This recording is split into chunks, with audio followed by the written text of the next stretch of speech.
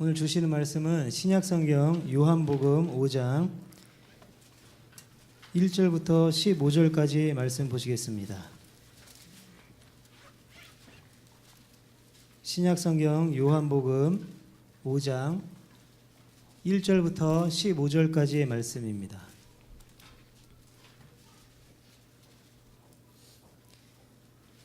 요한복음 5장 1절부터 15절까지 말씀, 저와 여러분이 한 절씩 교독하시겠습니다. 그 후에 유대인의 명절이 되어 예수께서 예루살렘에 올라가시니라.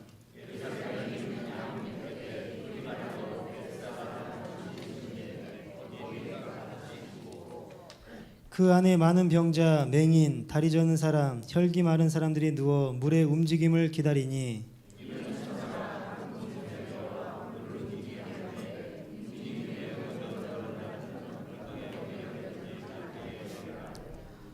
거기 38에 된 병자가 있더라.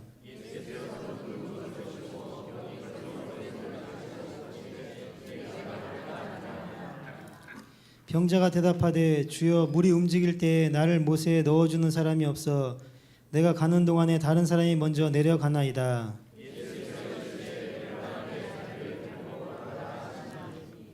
그 사람이 곧 나와서 자리를 들고 걸어가니라. 이날은 안식일이니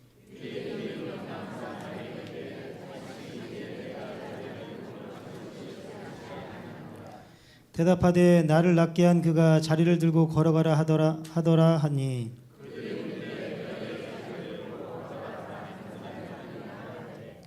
고침을 받은 사람은 그가 누구인지 알지 못하니 이는 거기 사람이 많으므로 예수께서 이미 피하셨음이라.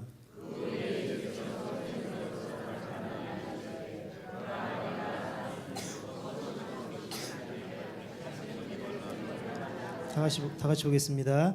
그 사람이 유대인들에게 가서 자기를 고친 이는 예수라 하니라. 아멘. 시카고 트리푼지에 당신이 아마 뭐를 주어 10가지를 선정해서 발표한 적이 있습니다. 몇 가지만 알려드리면 이디 오디세이라는 주어가 있습니다. 우리가 잘 아는 그리스의 영웅 오디세우스의 긴 여정을 그린 서사시는 오디세이입니다. 그런데 이디 오디세이는 무엇일까? 이디온, 멍청이 플러스 오디세이는 이디 오디세이인데 이것은 멍청하게 다니는 것을 말합니다. 그리고 평생 애를 쓰고 여러 가지를 하고 우여곡절이 많은데 결과는 없다고 하는 것입니다. 헤매도 결과 없이 살아가는 사람들을 이디 오디세이라고 칭하고 있습니다. 애국자를 패트리엇이라고 말하고 있는데 근데 해트리엇이라는 주어가 있어요. 증오하다라는 해익과 애국자를 뜻하는 패트리엇이 만난 단어입니다. 그러니까 해트리엇이라고 하는데 이 사람들은 국가에 대해서 항상 비판적으로 그 자유주의적인 발언을 하는 사람들, 이런 사람들을 가리켜서 해트리엇이라고 한다고 합니다. 또 재밌는 단어도 있는데 네그베이터라는 단어도 있습니다. 네그, 옆에서 투덜거리고 잔소리하는 네그 플러스 내비게이션은 네그베이터인데 내비게이션 역할은 못하고 옆에서 잔소리만 하는 그 동승객을 부르는 말, 그 네그베이터라고 합니다. 이 외에도 여러 가지 단어가 있는데 그 중에 눈에 띄는 조어가 있습니다. 어프락신 미팅이라는 단어가 있어요. 이것은 만날 시간과 장소는 차차 정하기로 하는 대강의 약속을 말한다고 합니다. 그러니까 대략 어프락신 메이트와 미팅, 만남이 합쳐져서 만든 조어인데 우리는 이것이 일방적입니다. 길 가다가 친구 만나면 언제 우리 밥 한번 먹자, 식사하자 이렇게 이야기하고 헤어지는데 미국 사람들은 이런 경우가 없다고 합니다. 얼마 전에 우리 교육자들하고 어떤 집사님이 식사를 사주신 적이 있어요. 그래서 너무 감사합니다. 뭐 이렇게 얘기했더니 다음에는 더 좋은 거 사드릴게요 이렇게 말씀하시는 거예요. 그래서 언제 사주실 거예요? 그랬더니 다음에 사드릴게요. 정확하게 지금 언제 지금 말씀 좀 해달라고 했더니 굉장히 당황스럽게 여기셨던 분이 있어요. 그러니까 우리는 그냥 빈말 하잖아요. 언제 밥 한번 먹자, 식사 한번 사드릴게요. 근데 날짜를 정한다고 하면 굉장히 당황스러워하는 일들이 있다는 거예요. 근데 미국 사람들은 이런 말을 잘 안 하는데 시간이 갈수록 미국 사회에도 이렇게 빈말을 하는 사람이 많다고 하는 거예요. 지나가다가 연락 한번 할게, 밥 먹자 그러는데 그 다시 만나는 이런 약속들이 없다라는 것이죠. 요즘은 만나도 이메일을 통해서 만나고 페이스북이나 트위터를 통해서 만나고 있습니다. 핸드폰이 있어도 전화 통화는 잘 안 하고 문자를 보내는 거예요. 사용료 때문에 그런지 몰라도 많은 사람들이 전화하는 것보다 문자가 편하다고 하는 사람들도 있습니다. 우리도 많은 사람을 만나고 있습니다. 그런데 그 많은 만남 가운데 진정으로 행복한 만남이 이루어지는가? 아니라는 것이죠. 우리가 이 세상 살아가면서 20대, 30대, 40대가 넘어가게 되면 친구들도 많이 있습니다. 초등학교 친구들도 있고 중학교, 고등학교, 대학교, 또 직장, 또 교회에서 만난 친구들, 또 사회에서 만난 친구들이 많이 있다라는 거예요. 그런데 그 수많은 사람을 만나고 교제를 이루었는데 정말 진정으로 교제가 이루어졌는가? 그때마다 즐거웠고 참 평안이 맺고 행복했고 정말 그 만나는 모든 사람마다 기억에 남는 사람이었는가? 그것이 아니라는 것입니다. 많은 사람을 만나고는 있지만 실제적으로 진정한 만남은 이루어지지 못하고 살아가는 경우가 많이 있다고 하는 것이죠. 여러분, 우리가 만남을 원해서는 그 만남이 이루어지기까지 아프고 힘들어도 장애물이 있어도 그것을 어렵게 생각하지 않습니다. 내가 보고 싶은 사람이 있다고 하면 그것이 아무리 멀게 있다 할지라도 차를 타고 가서 만나고 바다를 건너가고 산을 넘는 것에 대해서 불편하다고 생각하는 사람이 없다라는 것입니다. 진정한 만남이 없으니까 자꾸 많은 사람들을 만나서 거기에서 행복을 찾기를 원한다라는 거예요. 그런데 만나면 만날수록 행복한 것이 아니고 불행하고 원망이 나오고 불평과 짜증이 나온다는 것이죠. 그러니까 우리가 진짜 이 세상 살아가면서 많은 사람을 만나도 이렇게 행복이 없는데 그렇다고 하면 우리가 누구를 만나야 되는 것인가? 첫 번째는 예수님을 만나야 되는 것입니다. 여러분, 살면서 가장 많이 만나는 사람이 가족입니다. 그런데 아침에도 보고 저녁에도 보는데 그 가족에 대해서 제대로 알지를 못한다는 거예요. 자녀들이 부모를 안다고 생각하지만 그 부모의 나이가 되기 전까지는 그 부모의 그 마음을 모르는 거예요. 그러면 반대로 우리 부모님들이 자녀들을 잘 알 것 같지만 그 자녀들이 무슨 생각을 하고 있는지, 누구를 만나는지, 또 어떻게 생활을 하고 있는지는 부모들은 잘 모른다라는 거예요. 그러니까 가족들을 잘 안다고 생각하겠지만 결과적으로 잘 알 수가 없다라는 것이죠. 최근에 우리 아내 얼굴을 한번 잘 본 적이 있어요. 그러니까 왜 쳐다보냐고 막 화를 내는 거예요. 근데 살면서 얼굴을 제대로 본 적이 별로 없었어요.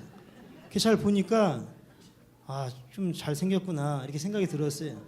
그러니까 옆에 살면서 같이 살으니까 그냥 아내라고 하지 얼굴을 정말 유심 있게 본 적은 별로 없다라는 거예요. 부모님 얼굴을 제대로 본 사람들도 별로 없습니다. 저도 지금 부모님 얼굴이 가물가물해요. 그러니까 부모님이라고 하지만 실질적으로 그 부모님을 잘 알지를 못한다라는 것입니다. 여러분, 내가 우리 집 살아가면서 우리 자녀들이 정말 내 아이가 맞는가 할 때가 많이 있어요. 첫째, 교회 가는 걸 좋아해 우리 자녀들이. 그리고 찬양 부르는 걸 좋아하고 공부하는 걸 좋아하고 사람들에게 베푸는 걸 좋아하고 또 유머 감각이 있고 정말 똑똑한 걸 보니까 정말 내 아들이 맞구나, 내 자녀가 맞구나라는 걸 딱 느꼈어요. 마찬가지라는 것입니다. 여러분, 우리가 가족들을 만나지만 정말로 그 가족을 정말 내가 잘 안다고 할 수는 없다라는 거예요. 우리가 가장 많이 만나는 사람들이 연예인인데 만나고 싶어서 만나는 것이 아니에요. 인터넷을 들어가면 수도 없이 연예인에 대한 그 시시콜콜한 신상들이 나와 있습니다. 무슨 옷을 입었다, 애를 낳았는데 무슨 옷을 입혔다, 무엇을 먹였다. 그것이 내 인생에 전혀 중요하지가 않습니다. 그런데도 불구하고 인터넷에 들어가면 그 스타들이 계속적으로 끊임없이 알고 싶어서 아는 것이 아니고 계속 그 기사가 올라오니까 그 스타들을 알아간다라는 것이죠. 그런데 한번 그 스타를 한번 생각해 보세요. 사람들이 그 스타가 나타나면 만져보기를 원하고 한번 악수하면 그 손도 안 닦고 그 스타를 자꾸 열망을 하는데 그 스타들이 느끼는 외로움 크다라는 거예요. 많은 사람들이 그 스타를 사랑하고 또 팬레터를 보내주고 선물을 주고 환호하는 사람이 있는데도 불구하고 진정한 만남이 이루어지지 않으니까 그 스타들이 공연이 끝나고 나면 허탈해해서 마약의 위로를 받기도 하고 생을 마감하는 사람들도 많이 있다는 것입니다. 흥미로운 기사를 읽어본 적이 있어요. 뉴스위크에 난 기사인데 타이틀이 How Lady Gaga is like the Aztex라는 기사가 나왔어요. 무슨 뜻인가? 왜 어떻게 레이디 가가 이런 말인데 레이디 가가라고 하는 유명한 그 가수가 있어요. 굉장히 인기 있는 사람인데 그 기사의 핵심이 뭐냐면 스타를 향한 열광은 제 희생 제2의 제물로 쓸 젊은 처녀를 선택하고 여신으로 숭배한 뒤 열광하는 궁중 앞에서 그녀의 심장을 꺼내드는 아지텍 문화와 다르지 않다. 이런 말이에요. 아주 무서운 이야기인데 지금은 사람들이 열광하고 있지만 그 희생 제물로 삼기 직전까지만 좋아한다라는 거예요. 그래서 그 스타가 갑자기 급진전하게 되면 매몰차게 그 스타를 향해서 침을 뱉고 돌아서고 짓밟는 것이 우리 대중들의 심리라는 것입니다. 그러니까 그 스타가 완전히 꼬꾸라져서 완전히 재기하지 못할 정도로 만드는 것이 대중의 심리라는 거예요. 그러니까 진정한 만남이 없다라는 것입니다. 여러분 살면서 진정한 만남이 어디 있어요? 자녀를 만난다고 해서 진정한 만남이 있어요? 조금만 우리 부모님에게 서운하게 하면 부모가 자녀를 향해서 그 서운한 말을 하는 거예요. 또 우리 부모가 좀 서운한 그 표정을 지으면 자녀 입장에서 또 부모에게 또 서운한 말을 하게 될 수밖에 없습니다. 교회에서도 마찬가지라는 거예요. 목양하시는 목사님과 성도들 간에 가장 그 친밀한 관계가 있음에도 불구하고 그 중에도 서운한 관계가 있어요. 또 구역원들 간에도 서운한 관계가 있고 또 교사와 학생들 간에도 서운한 관계가 있다라는 것입니다. 그러니까 이 세상에는 어디에도 진정한 만남은 없다라는 거예요. 근데 그 진정한 만남을 보장받을 수 있는 유일한 길은 예수님 만나는 것이라는 것입니다. 여러분 누구의 위로도 없을 때, 누구의 격려도 없을 때, 누구도 도와주지 않을 때 그때가 예수님을 만날 기회라는 것입니다. 오늘 성경 본문에 38년 된 병자가 나오는데 이 사람은 38년 동안 병을 앓고 있었어요. 천사가 내려와서 베데스다 연못가에 물이 부정기적으로 움직일 때 제일 먼저 들어가는 사람이 고침을 받게 되는 것입니다. 어떤 병에 걸렸던지. 근데 그 당시에 많은 병자들이 그 우물가에 있었던 거예요. 연못가에 있었던 것입니다. 그런데 문제는 단 한 사람만 고침을 받게 되는 거예요. 제일 먼저 들어가는 사람만 낫는 것입니다. 만약에 시간이 정해져서 요동을 친다고 하면 순서를 정할 수도 있는데 부정기적으로 물이 동하는 거예요. 그럴 때 제일 먼저 들어가는 사람만 낫게 되는 것입니다. 그러니까 38년 된 병자는 그 우물가에 가서 수없이 앉아 있음에도 불구하고 거기에서 살았을지도 모르지만 그곳에 물에 들어갈 수가 없어서 38년 동안 병을 가지고 살게 되었습니다. 성경에 나와 있는 이야기처럼 자기가 먼저 들어가기 전에 다른 사람이 먼저 들어가니까 자기가 연못에 들어갈 수가 없어서 병고침을 받지를 못했다라는 것입니다. 우리 시대와 똑같다라는 거예요. 이 시대도 경쟁사회이고 때로는 선착순인데 그 선착순마저도 1등할 수 없는 상황이 이 성경에 나오는 이 사람의 신세라는 것입니다. 수도 없이 그 연못가에 가서 있었습니다. 그런데 그 질병은 고칠 수가 없었다라는 거예요. 아무리 시간이 오래 지난다 할지라도 38년 아니라 39년, 40년이 지난다 할지라도 그 상태 그대로 있었을 터인데 오늘 예수님을 만난 즉시 그 질병의 문제가 해결받게 되었습니다. 여러분 교회 나오는 이유가 무엇이에요? 예배드리는 이유가 무엇입니까? 예수님 만나기 위함이라는 것입니다. 교회 나와서 예수님을 만나지 못하면 그것은 아무것도 아니라는 거예요. 조금 전에 찬양인도 하시던 분이 교회 마당만 밟고 가는 사람이 없게 해달라고 기도하셨잖아요. 그냥 교회 나와서 마당만 밟고 가면 아무런 소용이 없다라는 것입니다. 세상에서 무거운 짐이 있는데 실족하고 아픈 마음이 있는데 그것을 누구도 위로해 주지 못하는데 교회까지 나와서 그것도 위로함 받지 못하고 예수님을 만나지 못한다고 하면 그거 같이 안타까운 인생은 없습니다. 여러분 가운데 예수님을 만나는 은혜가 충만하시기를 주님의 이름으로 축원드립니다. 요한복음 15장 4절부터 보니까 내 안에 거하라 나도 너희 안에 거하리라 가지가 포도나무에 붙어있지 아니하면 스스로 열매를 맺을 수 없음 같이 너희도 내 안에 있지 아니하면 그러하리라.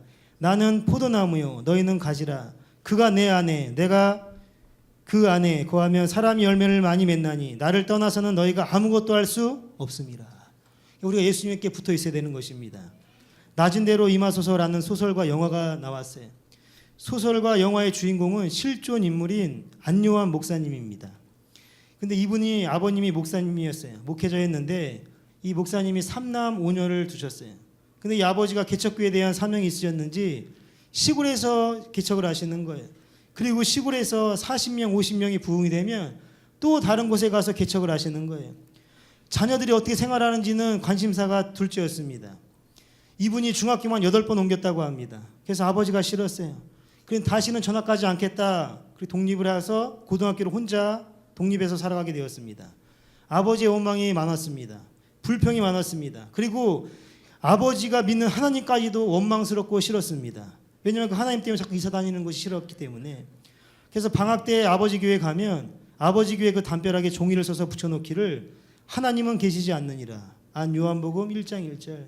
주 예수를 믿어라. 내 할아버지를 믿어라. 안 요한복음 1장 2절. 이렇게 반항을 했다라는 거예요. 대학을 졸업하고 군대에 가서 미 8군에 통역하며 생활하다가 미국 국방성 그 산하의 군사 외국어학교에 응시해서 선발이 되었어요. 이제 아버지를 떠나서 미국에 가서 생활할 수가 있게 되었습니다. 이제는 그 지긋지긋한 신앙생활도 안 할 수가 있었습니다. 그런데 자꾸 시력이 안 좋아지는 거예요. 그러면서 갈수록 앞이 안 보이기 시작했습니다. 그리고 나서 맹인이 된 거예요. 앞이 안 보이게 되었습니다. 그리고 나서 서울역에 가서 노숙자 생활을 하고 있습니다. 그리고 거기서 노숙하는 그 구두 닦는 아이들, 배고픔과 굶주림 아이들을 만나게 되었어요. 그리고 그들에게 이야기를 하는 거예요. 내가 예전에 아이들을 가르쳤는데 너희들도 가르쳐주고 싶다. 그랬더니 그 배움을 갈망하는 아이들이 몰려들어서 공부를 배우고 거기에서 주님을 만나게 되었다고 합니다. 근데 이분이 거기서 예수님을 영접하고 예수님을 만나서 이제는 앞이 안 보이는데 앞에 보이는 사람을 위로하고 사역을 감당하고 있다고 한 인터뷰에서 말한 이야기가 있습니다. 여러분, 예수님을 멀리하지 마시고 지금 만나는 은혜가 있게 되시기를 바랍니다. 어떤 분들은 예수님을 영접하는데 임종 직전에 만나는 거예요. 좋은 세월 다 보내버리고 마지막 시간에 숨이 간당간당할 때 그때 예수님 믿는다고 하시는 분들도 있어요.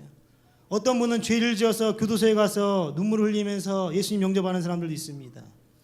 근데 여러분들은 지금 이렇게 아름다운 이 시간에 나와서 예수님을 마음에 영접하시고 예수님을 만나서 예수님 앞에 나와서 모든 수고 무거운 짐들을 벗어놓고 주님 안에서 기쁨과 충만한 삶을 누리시기를 바랍니다. 고린도후서 6장 2절을 보니까 이르시되 내가 은혜 베풀 때에 너에게 듣고 구원의 날에 너를 도왔다 하셨으니 보라 지금은 은혜 받을 만한 때요 보라 지금은 구원의 날이로다. 여러분, 지금 구원을 받으셔야 됩니다. 지금 예수님을 만나셔야 된다라는 것입니다. 여러분, 생활하시는 것이 정말로 힘들고 어려운데 예수님까지도 그 생활에 없다고 하면, 예수님마저도 우리 가정에 안 계시다고 하면 그거 같이 불행한 일은 없습니다. 이거 같이 우리의 마음을 상하게 하는 것도 없습니다. 교회 나오셔서 다른 거 하지 마시고 예수님 만나시고 예수님 안에서 평안함을 누리시기를 바랍니다. 두 번째로 우리는 성령님을 만나야 됩니다. 예수님을 영접하고 하나님의 자녀가 된 이후에 중요한 것은 성령님을 만나는 것입니다. 성령을 어떻게 만나는가? 성령의 충만함을 사모하고 기도하고 회개함으로 성령을 선물로 받을 수가 있습니다. 예수님께서 부활하신 후에 가장 신앙적인 위기는 제자들에게 예수님이 안 계신 것이었습니다. 예수님의 부재가 가장 큰 신앙적인 위기였습니다. 예수님께서 함께 계셨으면 좋았을 터인데 예수님께서 함께 계시지 않았습니다. 제자들은 불안했습니다. 염려가 되었습니다. 그것을 아시고 예수님께서 그 제자들을 향하여서 마음에 불안이 있고 염려가 있는 그 제자들을 향하여서 요한복음 14장 16절에 내가 아버지께 구하겠으니 그가 또 다른 보혜사를 너에게 주사 영원토록 너희와 함께 있게 하리니 그는 진리의 영이라. 세상은 능히 그를 받지 못하나니 이는 그를 보지도 못하고 알지도 못함이라. 그러나 너희는 그를 아나니 그는 너희와 함께 거하심이요 또 너희 속에 계심이겠음이라. 보혜사 곧 아버지께서 내 이름으로 보내실 성령 그가 너에게 모든 것을 가르치고 내가 너에게 말한 모든 것을 생각나게 하리라. 이 말씀을 주시게 되었다라는 거예요. 그럼에도 불구하고 초대교회 성도들과 제자들은 유대인들이 두려웠습니다. 예수님께서 이 말씀을 주셨음에도 불구하고 성령 받기 전에 그들이 두렵게 되었다라는 거예요. 숨어 있습니다. 무서웠습니다.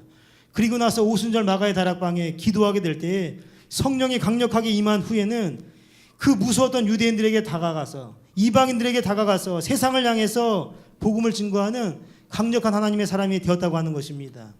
여러분, 우리가 성령을 충만함을 받지 못한다고 하면 그것은 껍데기일 수밖에 없습니다.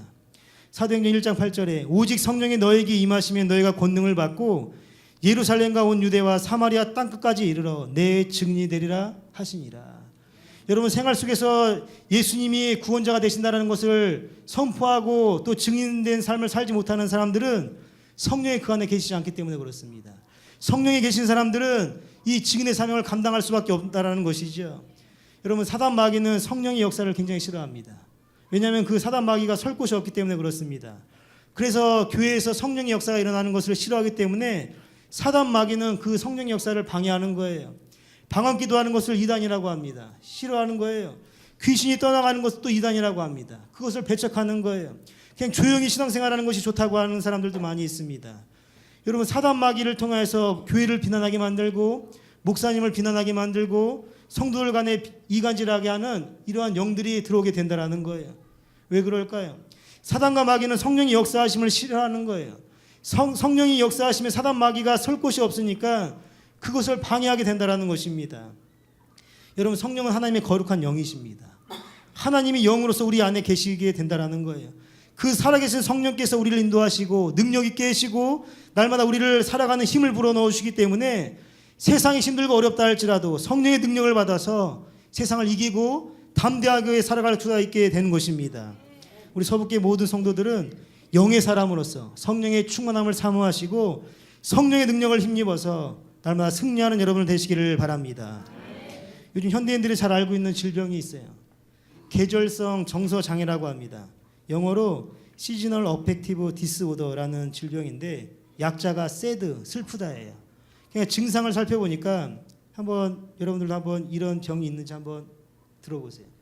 이 계절성 정서 장애는 주로 가을에 많이 일어나서 다음에 봄날 사라지고 난다. 증상은 새벽에 일단 깨면 다시 잠들지 못하고 까닭없이 우울하여 멍청하게 나앉기 십상이고 이유 없는 무기력 증상에 시달리면서 자책과 자학에 빠지기도 하고 근처의 동료들을 향하여 거칠고 신경질적인 반응을 보인다. 이게 저기라는 거예요. 그런데 이 질병을 치유할 수 있는 방법이 무엇인가? 햇빛을 많이 보면 된다는 거예요. 여러분, 저는 이런 질병이 없어요. 잠도 잘 자고 새벽에 얼마나 잠이 많이 오는지 새벽님의 월화 제가 설교를 하는데 어느 때는 막 잠결에 나오잖아요. 그냥 걸음걸이가 좀 부자연스러워요. 알고 보니까 한쪽 다리에 양말 두 짝을 신는 거예요. 그 잠결에 나오니까 잠이 얼마나 많이 오는, 집에 가면 또 얼마나 골아 떨어지는지 막 안 일어나면 우리 아내가 막 출근 시간 늦으면 안 되니까 막 깨우는데 안 일어나니까 막 코를 비틀고 깨우고 잠이 너무 많이 와요. 또 먹는 게 얼마나 맛있는지 한 번은 어떤 우리 장로님이 우리 그 교육자들 밥을 사주셨어요.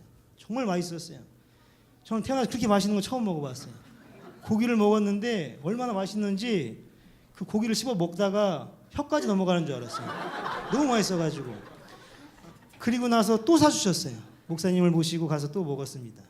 근데 이제 그 고기를 먹고 냉면을 먹었어요.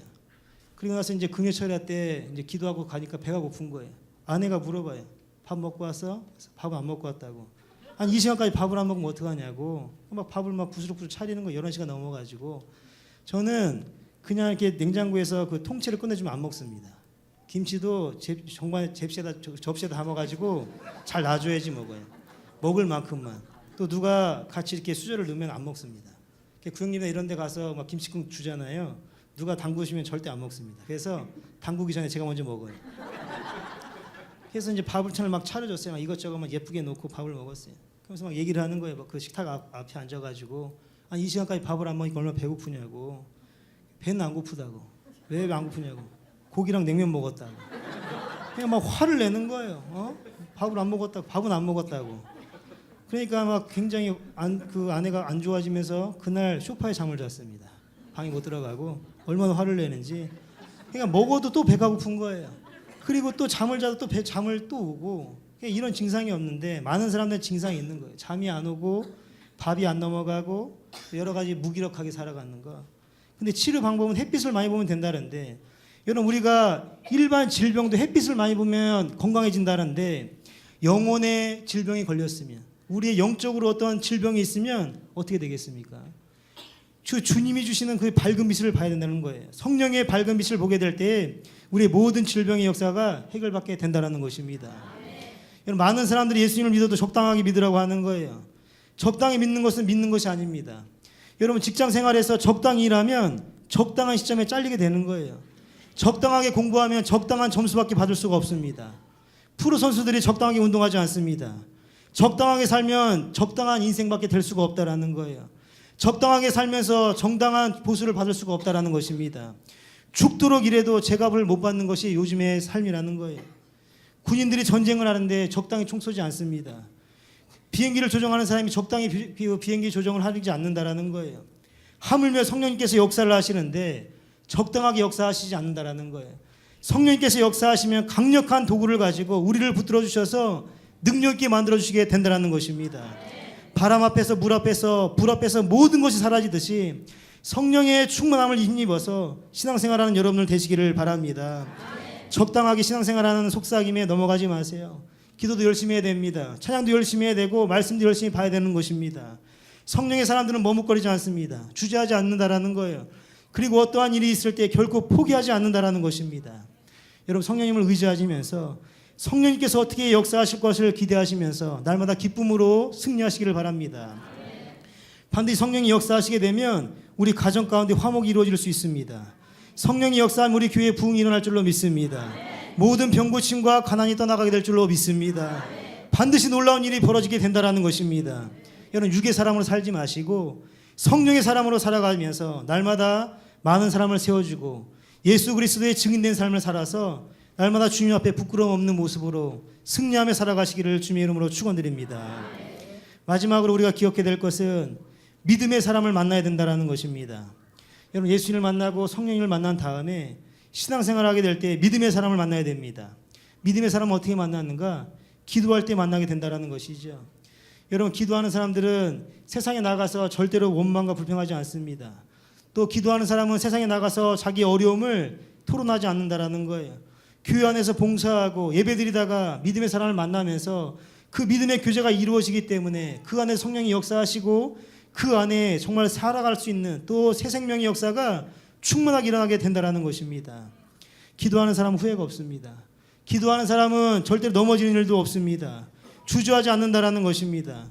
여러분 기도 없이 만나는 사람들, 기도하지 않는데 그냥 그 사람이 좋아서 만나는 사람은 이것은 사단이 뿌려놓은 부비추력과 같다라는 거예요.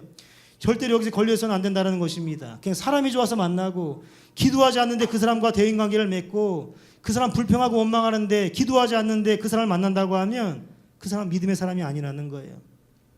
교회를 자랑하는 사람, 기도하는 사람, 어디를 가든지 기도하고 모든 일을 주님께 영광을 돌리는 사람, 담임 목사님을 자랑하고 성도들을 자랑하고 교회 직분자들을 자랑하고 우리 교회를 자랑하는 그런 사람들이 믿음의 사람이라는 것입니다. 똑같이 신앙생활을 해도 교회에 불평과 원망하는 사람들이 있어요. 왜 우리 교회는 왜 이러냐고 자꾸 불평과 원망하는 사람들도 있습니다. 누워서 침 뱉는 거라는 거예요. 여러분 세상 사람들을 만나서 한번 보세요. 우리 교회 안 좋다고 이야기해 보세요. 그때는 그러냐고 하지만 돌아서서는 욕한다라는 거예요. 예수님 믿는 사람 다 저렇다라는 것입니다. 여러분 교회는 그런 사람들이 좌지우지하는 교회가 아니라는 거예요. 예수님께서 핏값을 주고 세우신 교회인데 그런 믿음 없는 사람들을 통하여서 우리 교회가 움직여서는 안 된다라는 것입니다. 여러분 교회 내에서도 불평과 원망하는 사람들 피하시길 바랍니다. 격려해주고 기도하는 사람, 세워주는 사람, 칭찬하는 사람, 말씀으로 심리 있는 사람과 교제를 나누게 될 때 그 영혼이 살게 되고 그 가정이 살게 될 줄로 믿습니다. 오늘 본문에 나오는 사람 베데스다 연못가에 38년 동안 헤매고 자렸던 사람이 얼마나 많은 사람을 만났겠어요. 율법에 열심히 했던 바리새인도 만났을 것입니다. 또 율법학자들도 만났을 것입니다. 서기관도 만났음에도 불구하고 아무런 소망이 없었습니다. 오래된 질병을 고침받지 못했다라는 것이죠. 그런데 그 질병을 고침받을 수 있었던 것은 예수님을 만나게 될 때, 믿음의 주이신 예수님을 만나게 될 때 그 질병이 치유함을 받고 새 생명을 살게 되었다는 것입니다. 여러분 다른 곳에 가셔서 위로함 받으려고 하지 마시고 예수님을 만나시고 성령님을 만나시고 교회 안에서 믿음의 사람들과 교제를 나누셔서 날마다 풍성한 은혜가 있게 되시기를 주님의 이름으로 축원드립니다.